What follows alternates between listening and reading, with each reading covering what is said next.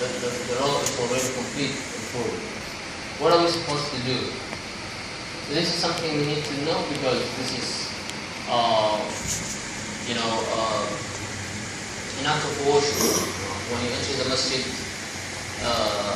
prayer, these are things that we necessarily need to know. So the ulama talked about this, and there's hadith that says when you enter the masjid and the door is full, pull someone back,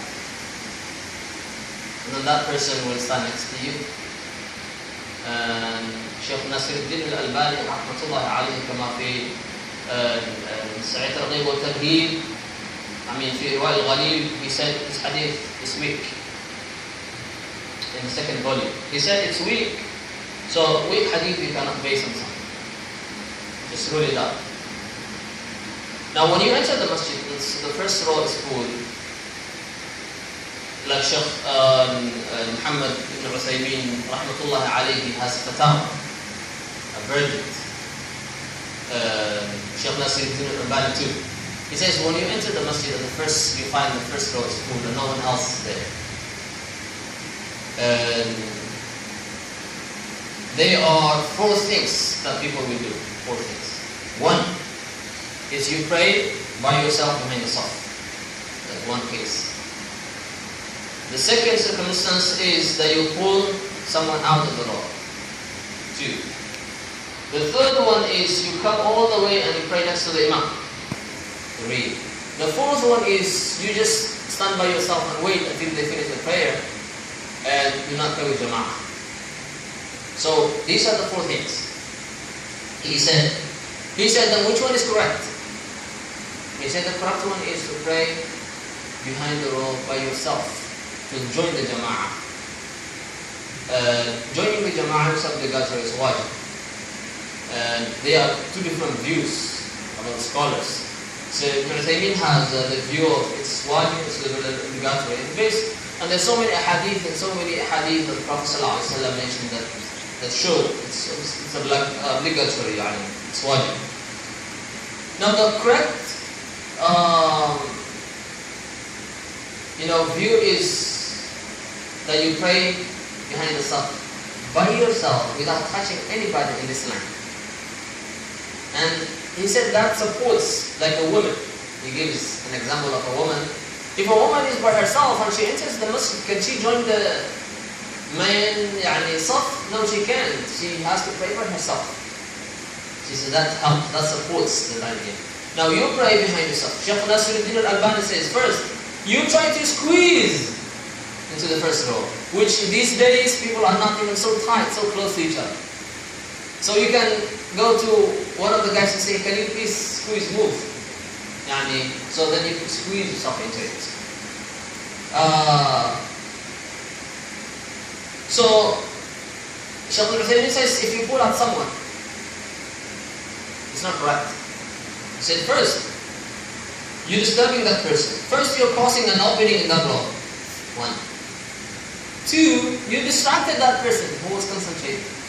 Three, you pull out him from superior, which was the first row, and you took him back to a lower level.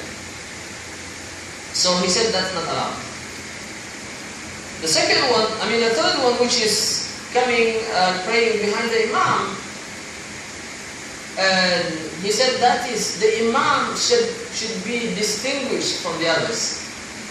He's the imam. He says Allahu Akbar. They say Allahu Akbar after him. He makes ruku' before them.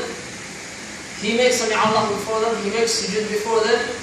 He does everything before them. Because he's the imam, he's leading them. So you come all the way here and you pray next to the imam, then the imam should be distinguished from the others, from the people that he's leading. The last one, which is just wait until, which I don't think people will do. It might happen, Wait until the jama'ah is finished. It's not a good idea at all. You have to join the prayer. So the best thing to do is pray try to squeeze first. Look for a line. And you move. Okay? If you cannot, and people are always just tight like this, I don't think that happens. By the time of the Prophet ﷺ, استووا تقاربوا واعتدلوا ولا تختلفوا فتختلف قلوبكم. Shoulders to shoulders. The stood high. Sahaba radiallahu ta'ala anhu. But now, no. When you come close to someone, he moves. You're coming close. You want to close the gap in between? This person does not want you to come.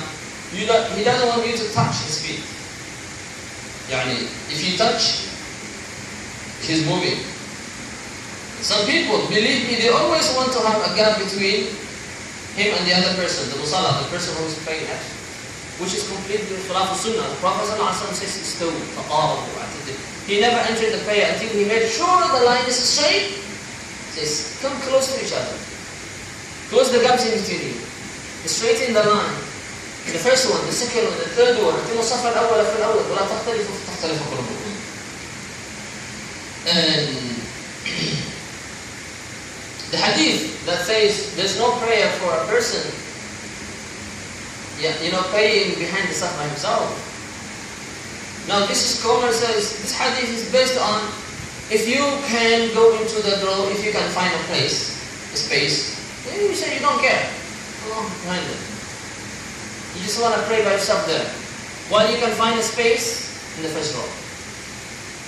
And the hadith is on those who are careless. They enter the masjid, they don't look into the row and start and say, you know what else can I do?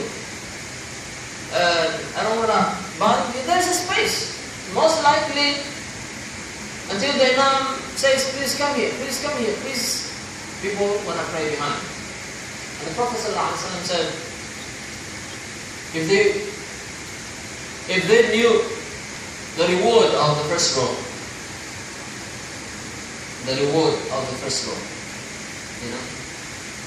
if people don't know the reward of the first row, they would have hasted. Says, I want to pray in the first row. No matter what, I have to. So, because this question, I was asked this question several times, and I remember one time before we explained it. And